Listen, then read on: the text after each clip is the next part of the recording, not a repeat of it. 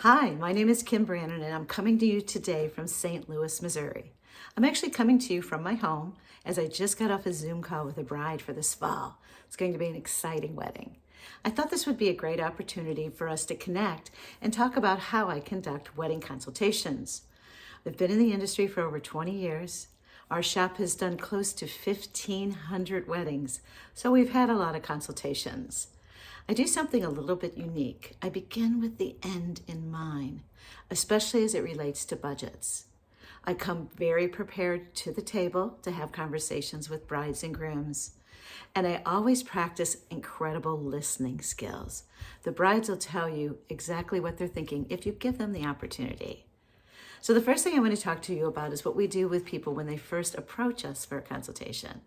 No matter if they've called us from a referral, they've come through the wedding wire or the knot, they've gone through our website. However they come to us, we always send them back to our website and we ask them to fill out the request for consultation form. That form gathers a lot of very pertinent information: names, addresses, times, color palettes, how many bridesmaids, budget, if they answer the question, there's ranges. And then three very important things that I need to know. I need to know the 3 words that describe their wedding date.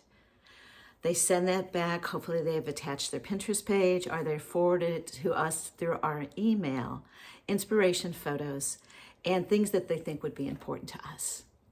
I immediately send back to them another worksheet that's called a pre-consultation worksheet. Now this worksheet gets a little bit more in depth. With that email, I also tell them the times and dates that we typically host consultations and the next couple of weeks availabilities to schedule that meeting. They send that back to us. We immediately check our calendar. We check both of our worksheets to see the information that we've collected if this is a wedding that we're interested in meeting on. And then we give them either a call or an email back to schedule a date. If they haven't given us a budget on either of the forms, this is a great time to have a very short conversation as it relates to budgets. While we don't have a minimum, we certainly want to make sure that this is a wedding that can be profitable for us to achieve the bride's goals and visions. So now we've come to the day and they're ready and willing and able. We see them getting out of their car. They come to the shop. We do our welcomes. We do our introductions. We ask them if they'd like some type of a refreshment. They're very simple refreshments. They're here to talk about flowers and decor. They're ready to get down to it. So we have our worksheets on the table. We probably know the venues pretty much like the back of our hand, but if not, we've done some preparation work. We've called the venues, we've gone to their emails, we've gone to their Facebook pages, we've gone to their websites, and we gather as much information as we can about that venue. If you're really unsure and you have the time, go by. If not, at least give the coordinator at that venue a call. Introduce yourself. Let them know that you're meeting with one of their brides, and they really want to know if there's any very specific information we need. This is a step of professionalism. When they come to you, one of the biggest things they're going to want to know is if you know the facility, if you're comfortable with the facility, and if you know anything special about the facility. That's incredibly important for brides, grooms, and especially mothers and fathers of the brides and grooms. They want to know that you're able to do this wedding and that you know those venues like the back of your hands. So once we work through the worksheets, very, very quickly, again, times, dates, things of that nature, we're going to talk about their budget and their budget specifically. If we're at a venue and we know that they have 200 guests, we know there's going to be about 20 tables, especially if they use round tables. We're going to sit down with the bride. We're going to kind of discuss quickly what her objectives are for the wedding. Do we want tall pieces, short pieces? How many tables are supposed to have pieces? And very quickly we can say to her, I see that you're at Silver Oak Chateau. This venue really is a great venue to do tall pieces because of the incredibly tall ceiling. Have you given any thought to having tall pieces? Yes or no? Yes, I have. Well, our tall pieces start at $250. If we at least flank the dance floor and create a pattern, we're looking at 4 tall centerpieces, of which can be used at the ceremony site too. We can repurpose those so that we can stretch this budget a little bit further. Here's some examples of our tall pieces at $250 a piece times 4. We've just used $1,000 of your budget. How does that sound? Well, that sounds great. Okay, so now we've used 4 of those pieces. You have 200 people. If we have 10 top tables, it's about 20 tables. So we've used 4, so now we have 16 tables left. If we take 8 of those tables and we do low full florals at about $100 a piece, that's $800, and those would coordinate with our tall pieces. Again, something we can repurpose at the wedding, possibly on barrels, possibly on the fireplace, possibly down the aisles. So we've used $800. How does that sound? Well, that sounds good. So we have 8 additional tables left. Now, certainly we can use 8 more of those low full floral centerpieces at $100 a piece, or if we're looking to stretch the budget a little bit more, we could do candles and hand-laid greens, knowing that this is an LED facility. Again, showing your professionalism. This is an LED facility. So whether we do LED tapers, LED pillars, LED floating candles, those tables would cost us about $50 a piece. So that's another $400. So just with those centerpieces, for your centerpiece tables, we've used $2,200 of your budget. How does that sound? Of course, you've hit their vision, so they're going to be agreeing with you the whole way through. You notice we haven't talked about flowers, our colors. We're simply trying to allocate their budget. We want them to know that we're listening to them.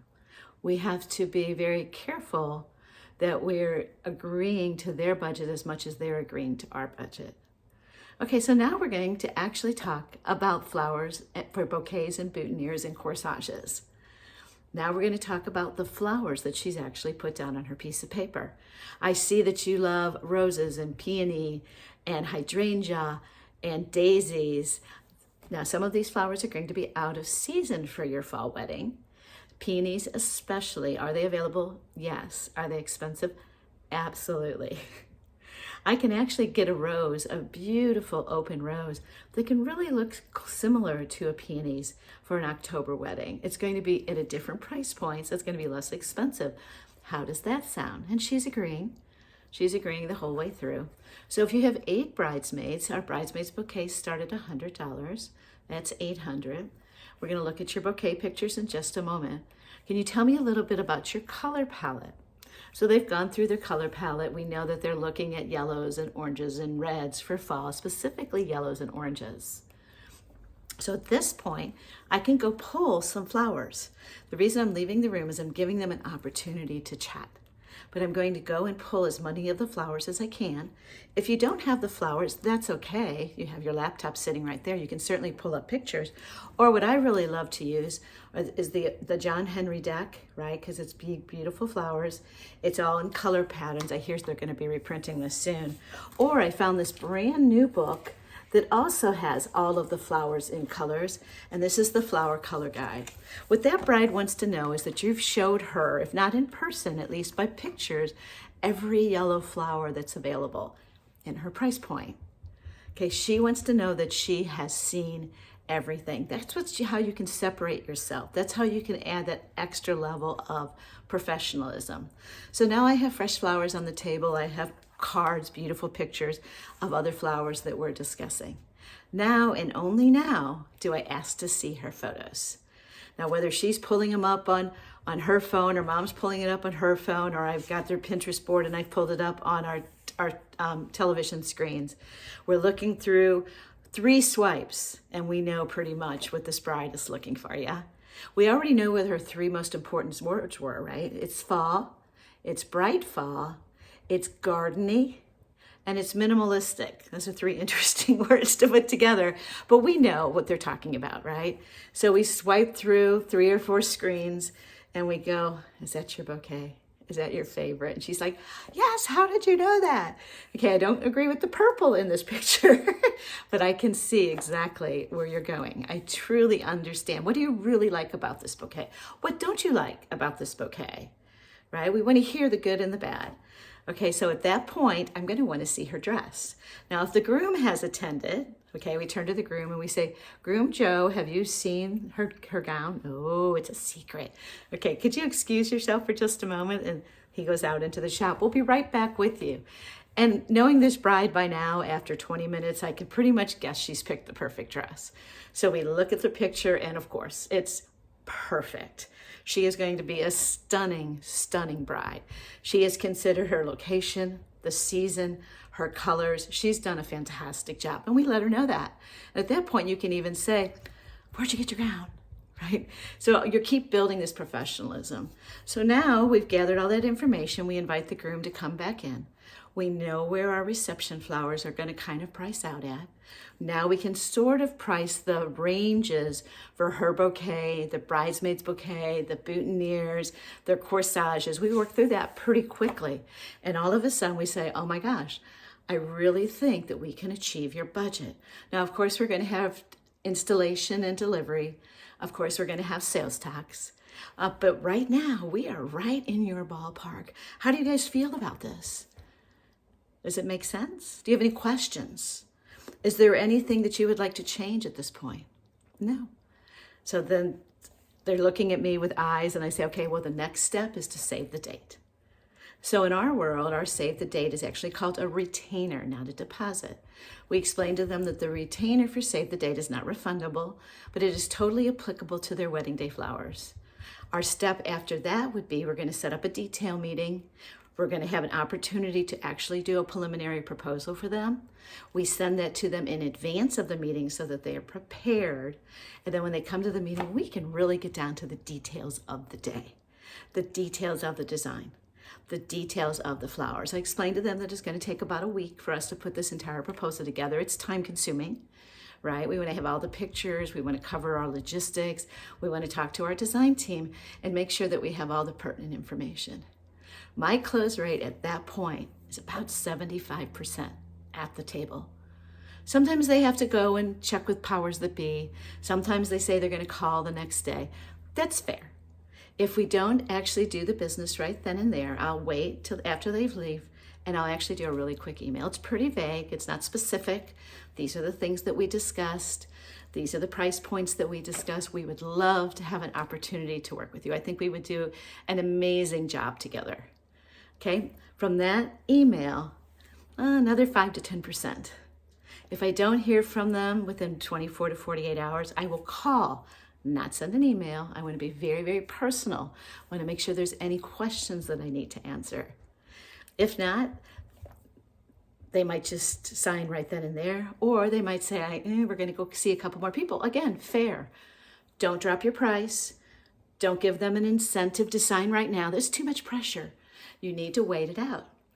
I'll wait about a week. I'll give them a call back. Another 5 to 10% of the people will sign at that point. But I've done my job. I've been prepared. I've actively listened. I've begun with the end in mind, and I've hit their budget.